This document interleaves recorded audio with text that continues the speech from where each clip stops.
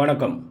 இந்த வீடியோவில் பார்த்தீங்கன்னா, டிஎன்பிஎஸ்சி குரூப் 4 எக்ஸாமில் பார்த்தீங்கன்னா, தமிழ்லேருந்து நிறுத்தற்குறிகள் அப்படின்ற டாப்பிக்கில் வேப்புக்குறியை பற்றி இந்த வீடியோவில் பார்க்க போகிறோம். 11th தமிழ் புக்கில் பேஜ் நம்பர் 172லேருந்து கேட்டிருக்கிறாங்க. அதனால் இந்த கேள்விகள் அப்படியே கேட்கறதுக்கு நிறைய வாய்ப்பு இருக்குது. நல்லா படித்து வச்சிங்க. இன்னும் நம்ம சேனலை சப்ஸ்கிரைப் பண்ணாதவங்க சப்ஸ்கிரைப் பண்ணுங்கள். ஸோ வேப்புக்குறி வேப்பிடை சொல்லுக்கு பின்பும் நேர்கூற்று வேப்பு தொடர் இறுதியிலும் அடுக்கு சொற்களின் பின்னும் வேப்புக்குறி வருதல் வேண்டும். உதாரணத்துக்கு பார்த்தீங்கன்னா, எவ்வளவு உயரமானது ஒரு வேப்புக்குறி.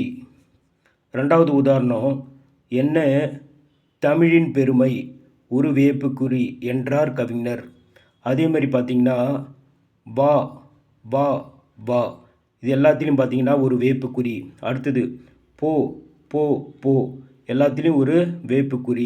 அடுத்த வீடியோவில் அடுத்த டாப்பிக்கை பற்றி பார்க்கலாம். தேங்க்யூ.